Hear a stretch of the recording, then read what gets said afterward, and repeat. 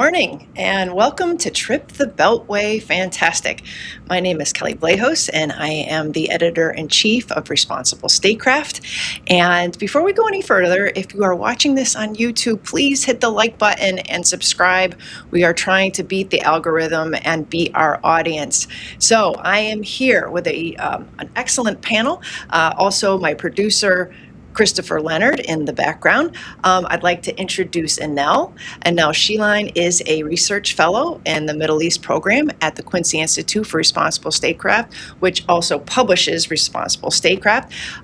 She previously served as a Foreign Service officer at the State Department before resigning in March 2024 in protest over the Biden administration's unconditional support for Israeli military operations in Gaza. She is joined by Erik Sperling, who is the executive director of Just Foreign Policy. He has also worked for Congressman Ro Khanna, as well as Congressman John Conyers. So both these individuals are in a great position to talk about our topic today, which is the issue of Israel and Gaza in Democratic Party politics. So welcome both of you to Trip the Beltway Fantastic. Happy to be here. Oh, great to see you both. So, in June, a slew of progressive Democrats won primaries, particularly in New York City, following in the footsteps Zohran Mamdani's mayoral victory there in 2025. Brad Lander, Claire Valdez, and Darrell-Liza Chevalier bested their opponents, and in the case of Lander and Chevalier, defeated sitting House members. Meanwhile, in Colorado, 29-year-old Marat Quiros beat 30-year incumbent Diane DeGette in the Democratic primary there. So what is the through line here? Israel. All have criticized the war in Gaza and pledged not to take money from AIPAC or vote for more military aid for Israel. Let's take a look at Mamdani in cut one, Chris. We've seen on Tuesday evening, we saw Democrats turn out in districts across the city to make clear that they were tired of tens of billions of dollars being spent in our taxpayer dollars to violate international law, to kill thousands of civilians. And you and I know that right now, the way that Palestine is described is as if there is a ceasefire. That's the language that's typically used. Yeah. More than 1,000 Palestinians have been killed in that ceasefire. And what New Yorkers want to see is a politics of conscience, a politics of clarity, a politics of conviction. And to follow international law, to believe in the humanity of all people, it shouldn't be a journey too far. And I think that our party needs to hear what Democrats are telling it. So what I want to ask you both is, I know that these are a handful of candidates in a landscape of 435 congressional districts, but is there a trend here in the Democratic Party, and what are we to make of it? Let's start with you, Annelle. I certainly think it is significant because we know this corresponds to the fact that we've seen support for Israel slipping on both sides of the electoral spectrum, but in particular among Democrats. So just this morning, news from the AP and AP NORC poll that found roughly half of Democrats believe Israel has committed genocide against Palestinians. Only about 2 in 10 Americans say Israel has not, and the rest, about half, say they don't know. We also saw the figure that I believe it was 58% of those surveyed felt that, or no, it was 58% of Democrats view the U.S. as too supportive of Israel, which is an increase from 45% in early 2024. So the fact that we're seeing strong showings from candidates who have pledged to not take any support from AIPAC or other elements of the Israel lobby ties into just this cratering U.S. support for Israel, especially among Democrats, but again is also reflected in particular among young Republicans who tend to come at it more from this question of how on earth is this an America First policy for the U.S. to be continuing to send billions of dollars every year to Israel, to have been dragged into an unnecessary and completely humiliating war with Iran, by the Israeli Prime Minister. So in general, the fact that we've now had 2.5 years of genocide in Gaza live streamed on all of our phones is really taking a toll. And so I do think on the one hand it's significant. On the other hand, it is important to keep in mind which districts we're looking at. So although you certainly had DSA-linked candidates in New York City and then in Denver doing quite well, that isn't necessarily true across the board, and especially looking at elections in other parts of New York, more establishment candidates did tend to do better. So I don't think this is necessarily a pattern that we'll see across the entire country, but I do think it is significant.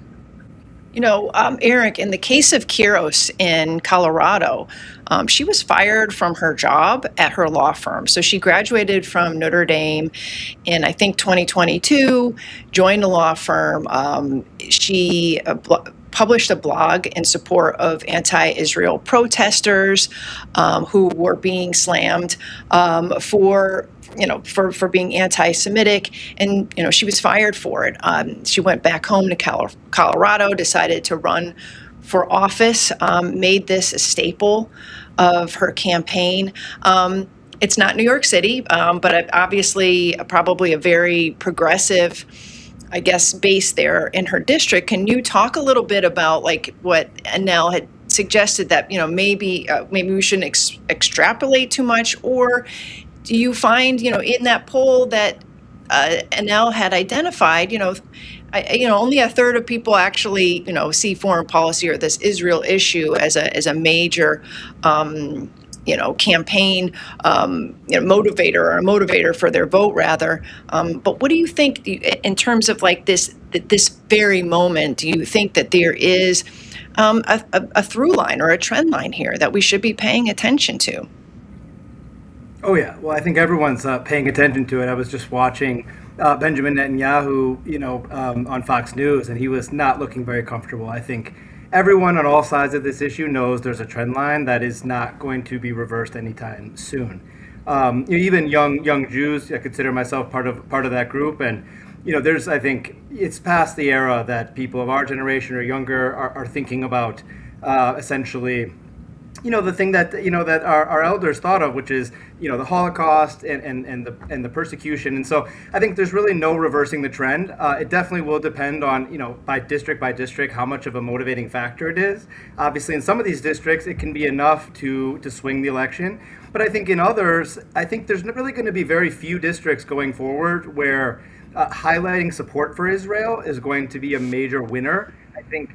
So I think we're going to start to see what has been noted by a lot of people online and in analyzing the ads that, say, AIPAC is putting out, is they're not running ads talking about the record on Israel because they know that's not a popular issue. And so I think we are in an interesting dynamic where, definitely in some districts, people are going to be able to run against Israel and going to be able to unseat people and kind of use Israel, either run on the genocide itself or use it as kind of a proxy for a candidate who's controlled by the establishment or special interests. But then in other ones, I think we're going to see Israel, people running from Israel, or people trying to kind of keep their Israel support kind of quiet. And because I think, obviously you have MAGA folks. I think there are many, as Annelle noted, many young Republicans who find it to be, at odds with the America First concept. But I think even to average Americans who think, okay, Israel seems fine, but why is there so much focus on it? We have so many needs here. So I think for just going forward, I feel like for any voter, at the bare minimum, it's always going to feel a little strange why there's such an emphasis on Israel, with the exception of perhaps the most, committed, obviously, pro-Israel voters in the Jewish community, but also the evangelical community. But outside of those two communities, I think for the vast majority of voters, it's going to be seen as a pretty strange thing to be so focused on this foreign country in the Middle East. Yeah, I mean, when you look at what happened to Thomas Massey in Kentucky, it's a little bit of a different dynamic here. So you mentioned AIPAC, and I know that the narrative goes that AIPAC is sort of like operating a little bit behind the scenes now. They know, at least in Democratic primaries, they're a dirty word, and they've been doing, they've been doing their best to influence campaigns, even since the last cycle, by funding other groups and primaries, or their PACs rather. In the case of Kentucky, they really went hard, very overtly, against Thomas Massey, because Massey had come out against further aid to Israel. He had been critical of Israeli operations in Gaza. He had been made a target of Donald Trump for other reasons that not related to Israel. So it was a perfect storm. So Donald Trump said, I am going to primary. I don't care who I have to roll out there to knock you out. And AIPAC and other pro-Israel groups jumped on the bandwagon. From what I understand, they were able to spend over $9 million to unseat him, and they were very successful at it. Annelle, can you talk a little bit just more in general about AIPAC and its influence on the Hill? Now, Thomas Massey had famously said that each member of Congress has a babysitter or an AIPAC minder when they come to Washington. I've heard, varying or variations on that theme from other folks in D.C. But after everything that's happened with the war in Gaza and the plummeting popularity numbers for Israel, do you think AIPAC's influence is waning, or are they finding other ways to be influential that is not as overt as the past? They're certainly finding ways to be influential. And as Eric pointed out, they don't necessarily talk about their record on Israel. They'll talk about other things. They're very well resourced. And AIPAC is only part of the Israel lobby. You also have CUFI, Christians United for Israel, which tends, I think, to get a little bit less attention, but remains extremely influential. In talking about Thomas Massey, I think one super important thing to highlight right now is that he has two amendments, or he had two amendments, that I'm going to talk about. There may be more. One is about his effort with Ro Khanna to block this integration of the U.S. and Israeli militaries. This has generated some attention. I know a former member of Congress, Dennis Kucinich, was on Tucker Carlson recently talking about this, raising the alarm about, and unfortunately, this amendment that Ro and Massey put forward was ruled not in order. And so instead, now we have a Massey amendment that is trying to block $3.3 billion of the $3.8 billion the U.S. sends to Israel every year as part of our 10-year MOU. So essentially, these two amendments are related because the Massey amendment would only block this for this year. And we know that, for example, Democrats in Congress have been asking their leadership, how should they vote on this? Because ostensibly, if they wanted to reflect the majority of their constituents, they would vote for this amendment to strip this funding. However, this other amendment, which was not allowed to proceed at this point with the NDAA, was about trying to block the integration of the U.S. and Israeli militaries. There are several amendments to the NDAA, including a component having to do with intelligence sharing, which is sort of its own thing put forward by Senator Cotton. But essentially, this would make it so that the Massey amendment to strip the $3.3 billion wouldn't even matter in the future, because this would no longer be funding that is coming through the State Department that is designated as security assistance, which is subject to legal oversight, things like the Leahy laws, for example. Instead, it would be balled up in Pentagon funding. And as we all know, the Pentagon has never passed an audit. The Pentagon receives we ran out to $1 trillion Pentagon budget. Trump has asked for a $1.5 trillion budget. So if this Israel funding disappears into the Pentagon budget, it'll no longer be possible for constituents to call their member of Congress to say, hey, vote against this year. Something like the Massey Amendment won't even be part of a congressional purview anymore. And so this is a signal of why the Israel lobby went so hard against Massey, because he was one of the few people willing to introduce legislation like this. And I mean, clearly he's going to do everything he can with the time that remains for him in Congress. Thank goodness we have him around for a few more months. Eric, you have your ear to the ground on Capitol Hill. Can you talk a little bit about whether there is momentum against these resolutions that Annelle has described? I know that a lot of members are getting calls from their constituents, but is it enough to stop this from being passed in the NDAA? Well, no, it's not, because Republican leadership isn't going to allow a vote on it, which is often a sign that they believe that it has momentum. If they felt it wasn't popular or wasn't going to do really well or wasn't going to be a difficult vote for their members, then they would allow it. Usually, if they think a vote will lose really in a really lopsided way and make the proponents look bad, then they're happy to put it on the floor. And so the fact that they didn't allow it to have a vote is a sign that they're nervous about how that vote's going to look, how it's going to, the pressure it's going to put on their members. But I think, from our view, at Just Foreign Policy, we see a lot of integration already between the U.S. and Israeli militaries. I think this is, I think it remains to be seen how substantively this amendment will change that. I mean, I think there's so much fact-finding that needs to be done, and that I think we'll be able to do as we have a new generation of lawmakers coming in who are critical of this relationship, where we really need to look into this. What is the ongoing level of cooperation at the intelligence level, at the DoD, logistics, in terms of the logistics for the planes. Responsible Statecraft covered some of the integration recently between the U.S. and Israeli militaries, and so but they keep that pretty well hidden, because Israel, I think, knows very well that the more transparency there is about that, I think the more easily it can be restricted. And so I think that's really what we need to look at. Is, unfortunately, this is likely to pass in some form, but even worse news is it's already likely happening in some form, and now it's going to be our duty to kind of figure out what that is, and then start to put constraints on it over time, hopefully. So when you say that they wouldn't put it up for a vote, are you talking at the Rules Committee level? So there was an effort, Thomas Massey, to strip the NDAA language of this integration, and it wasn't put in order. So it's sitting, so the resolution is sitting within the package of the rules. They went home before they could finish. So, but as far as we know, that it's still in the NDAA, right?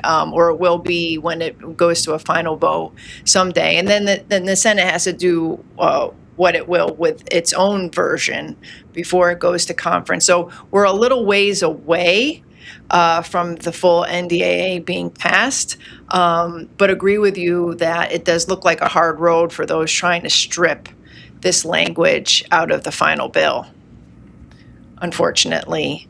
Let's go ahead. I would just say that, I think, unfortunately, the even worse news is that I think we have a hard road to really limit the existing military intelligence cooperation. So, on one hand, it's, I think for your more savvy listeners who are activists and who are, committed to fighting this, on one hand, it's depressing and frustrating, but really this was just an opportunity for us to draw attention to this integration and to fight it.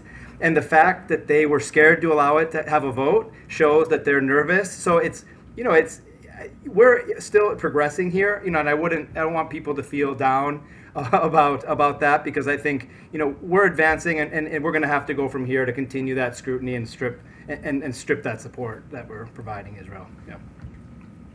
Absolutely. So let's go back to the Democratic Party and its politics. In May, DNC Chairman Ken Martin released a much-delayed autopsy of the 2024 elections. It called for, quote, a renewed focus on the voters of Middle America and the South who have come to believe that they are not included in the Democratic vision of a stronger and more dynamic America for everyone, end quote. What it did not include was a reference to the party's disastrous performance in swing states like Michigan and Wisconsin over its inability to gain trust with voters on the issue of Gaza. In a letter to Martin, the Institute for Middle East Understanding said the chasm between the Democratic base and the Kamala Harris campaign could have been narrowed and course corrected months prior to the election if the Harris campaign had chose to heed not only the polling, but also the direct outreach from lifelong Democrats sounding the alarm on this issue and properly engage with what voters were directly saying they cared about. This is what Representative Ro Khanna had to say when the autopsy was released. Let's go to cut 2. There is not a single mention of Gaza in the 192-page DNC autopsy report that was just released today. As someone who campaigned in Michigan and Wisconsin, let me tell you, one of the reasons we lost is our blank check to Israel and Netanyahu while they committed genocide in Gaza. We must speak and confront hard truths if this party is to win in 2028. So, Annelle, first of all, can you talk a little bit about the disappointment over the autopsy, what that says about the Democratic Party writ large, and how extensive is the problem going into the midterms? I think it's quite extensive, and I mean, personally, I would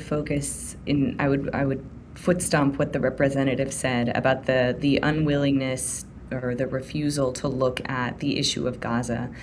Certainly, the IMEU policy project had identified Gaza as the most important issue for voters who showed up to vote for Biden in 2020 and stayed home and didn't vote for Harris in 2024. Gaza was their most important issue. And I think this gets at something broader, which is essentially, while for many people, they care about the fact that the United States is enabling Israel's horrific genocide in Gaza, but it also signals something deeper, that if just the extent to which our politics is so captured by moneyed interests, one of which is the Israel lobby, but Americans are aware of the fact that our politics is deeply corrupted, that, you look at even the amount of money spent to unseat someone like Massey, for example.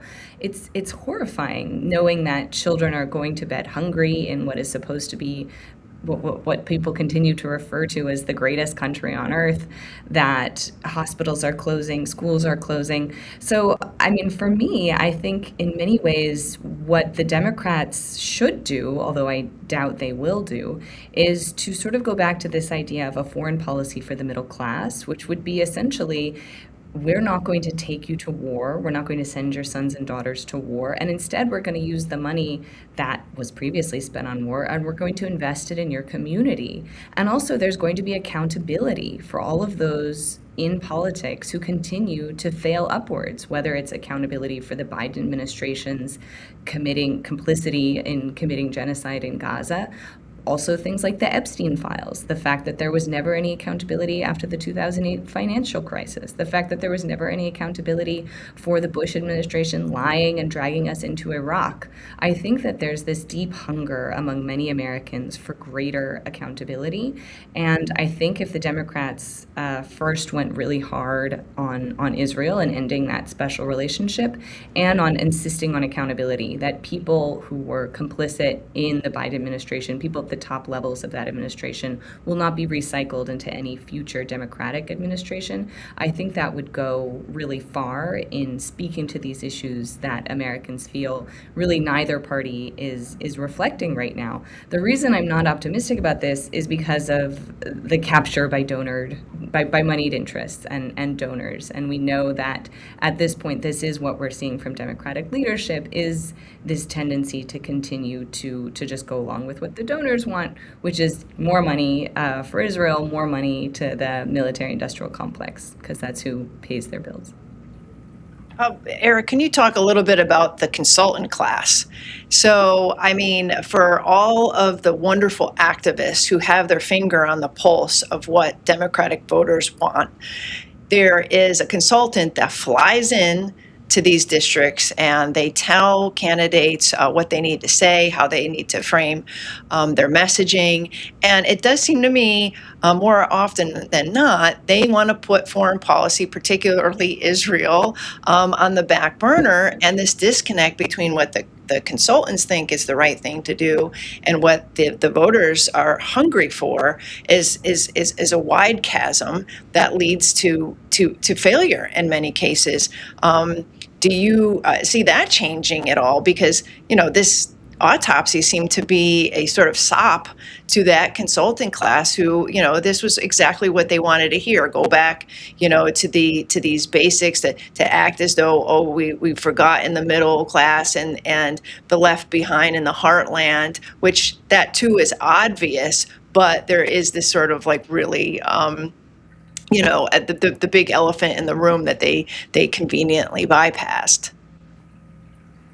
Yeah, I mean, that's the easiest path for them, is to kind of, focus on the economic populism of the moment and say, Right. We agree with this, let's take it back to the economic populist message, and to try to accuse the human rights or the community that's focused on the U.S. role in supporting Israel and Gaza, and to say, it's you guys that are talking about strange things. We're the ones who want to talk about bread and butter issues. But of course, I think something that this new a group of progressive left candidates has done well, from Zoran through the rest of the recent winners, is connecting that foreign policy to the domestic policy, which of course, at $1 trillion a year military budget, plus intel, plus all the veterans spending, you're looking at like $1.5 trillion a year. Shouldn't be that hard to make that connection. But I think the broader issue is there's kind of a debate in the Democratic Party and a split. And I think it's actually not just limited to the Democratic Party, because, people who were Israel hawks like Lindsey Graham are now signaling that they understand that Israel on its current trajectory can't really survive because of a bunch of the different issues, the demographic issues and economic issues, and then geopolitical and strategic issues. And so, there is a push in the Democratic Party to get more aggressive, but for purposes of helping to save Israel from itself. And I think that's going to be a split that we're going to see more and more, where I think a lot of progressives and populists are going to say, I just don't want to be involved with Israel. That's not related to my constituents. It's not related to our national interest. And then there's going to be others who say, no, we need to guide Israel, and to kind of protect it and move it, use aggressive criticism and restrictions to guide it towards this two-state. And then, intertwined with that is the fact that that is what allows the Democratic Party to keep some percentage of Jewish donors and voters. And so I think that's going to be a split we're going to see more and more. The people who are, criticizing Israel just purely on human rights grounds or on populist grounds of saying, we don't want to be involved with that. And other people are saying, no, we need to criticize Israel to save it as an ally and to protect it as a Jewish state. Yes. And I think that there's a big fight brewing along those lines. Absolutely. The other through line that we didn't talk about as much in the last few minutes has been that many of these progressives have taken up the mantle of the Democratic Socialist Party of America. I think you mentioned that, Eric. This has allowed Republicans, including President Trump and leadership like House Speaker Mike Johnson, to raise alarms about a new scourge of communism across the political landscape.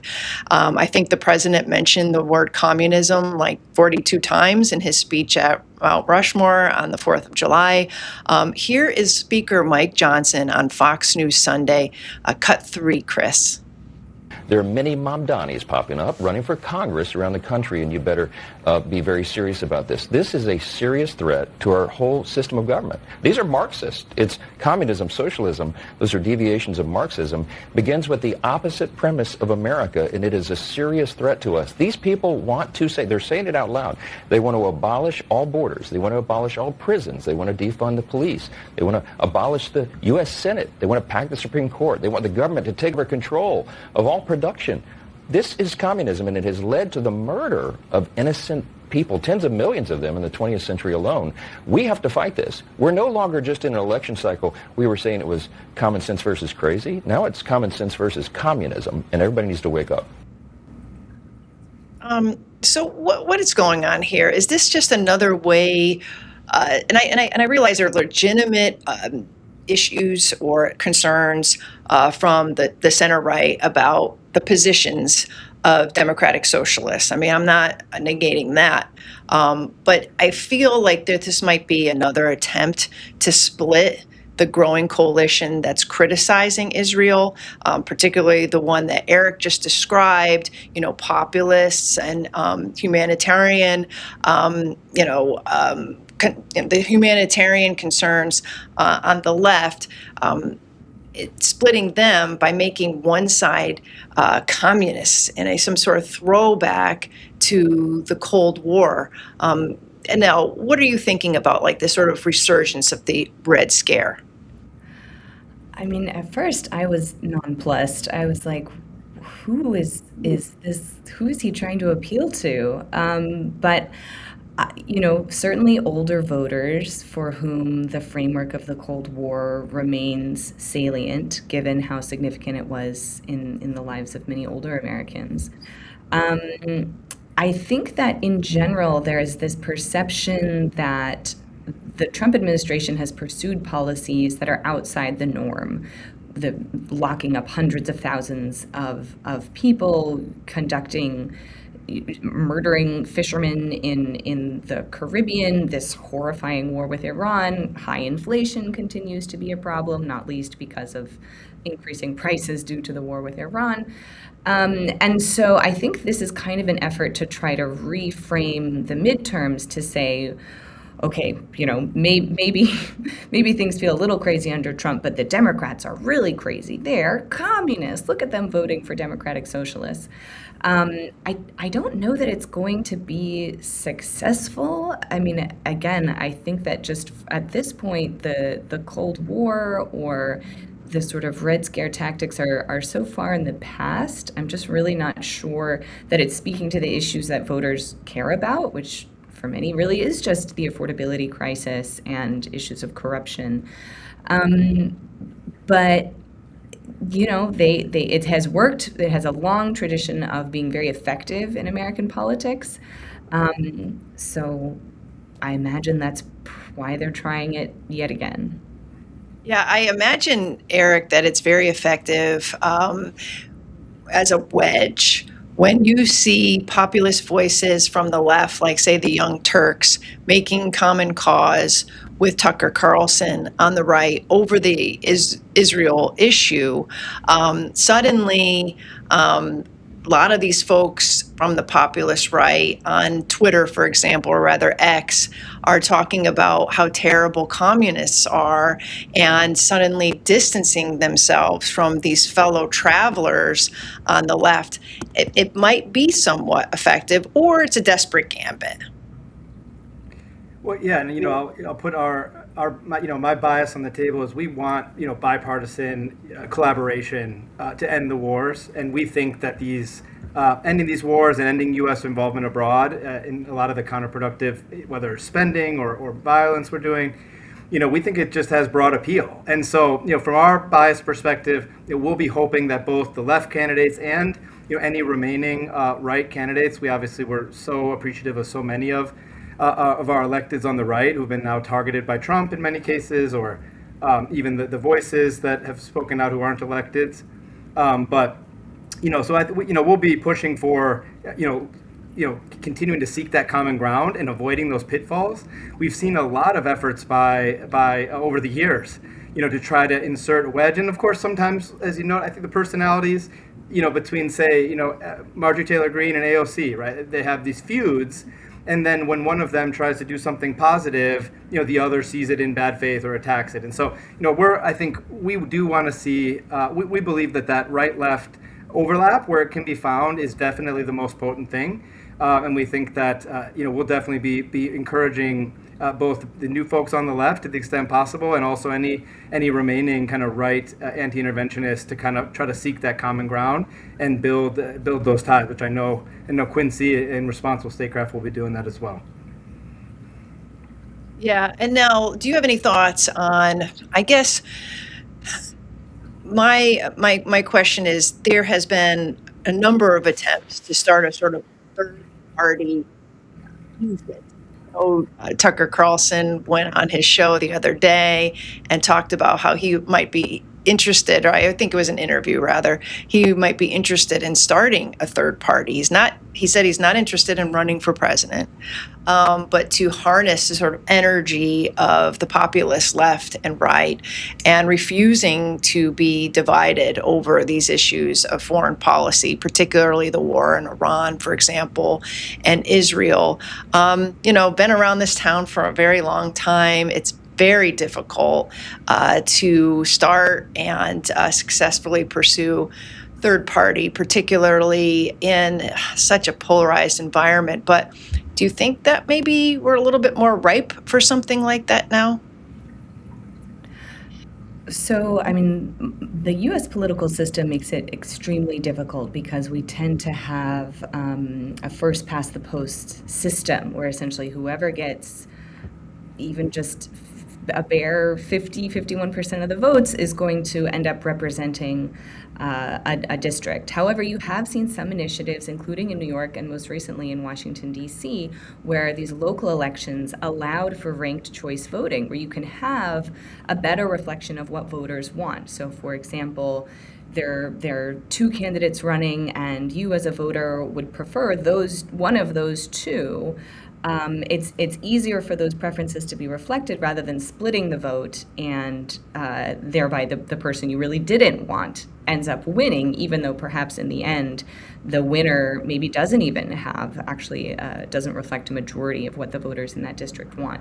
So as long as there's still this system of sort of first past the post voting or single member districts also, this is really going to make it extremely difficult for this preference for perhaps another party or a political organization that reflects the desires that are not represented by either the mainstream Dems or the GOP. That's going to be very, very difficult to get to that. However, there are initiatives to try to push for this. To allow this to be on the ballot for more Americans. And so it would take a lot of organizing, but there are organizations that are trying to do this to allow our political process to actually reflect what the majority of Americans would want. Yeah, and I know we've said this amongst ourselves a zillion times, but there is a war party in this town, and it's not Republican or Democrat, it's both. And it again draws in the energy from the left and the right for more war, for using militarism as the first tool in the toolbox. As a result, the opponents of this sort of consensus thinking in Washington are on both the left and the right. This isn't a partisan thing. And so there has to be some representation, it would seem, for all of us, particularly on foreign policy. I know on domestic positions, that's where it gets a little dicey to bring both sides together. And that's why it's so easy to drive that wedge when, your first instinct might be to cheer on a MTG, Marjorie Taylor Greene, for what she's saying about the war and on Gaza and human rights. But then somebody will come along and say, she said certain things that you would, really cringe at on immigration or other domestic issues, and it's easy to draw that support away. And so I think if we do want to make foreign policy a critical factor in campaigns, we have to kind of insulate somehow from those wedge pursuits. Anyway, we've run out of time. Thank you so much, Annelle and Eric, for joining me on Trip the Beltway. Fantastic. I hope you'll come back on as the campaigns we draw closer to the midterms. Maybe we could talk a little bit more about how foreign policy might be playing a role in certain districts. I know it won't play a role in all districts. Thank you, Chris, my producer in the back end. And thank you to the audience. Please, we're also on audio-only platforms like Spotify and Apple Pods, iHeartRadio. I'm on Substack rather. So please give us some good reviews and subscribe. It'll help us broaden our reach into the public. And until next week, Trip the Beltway fantastic. Thank you.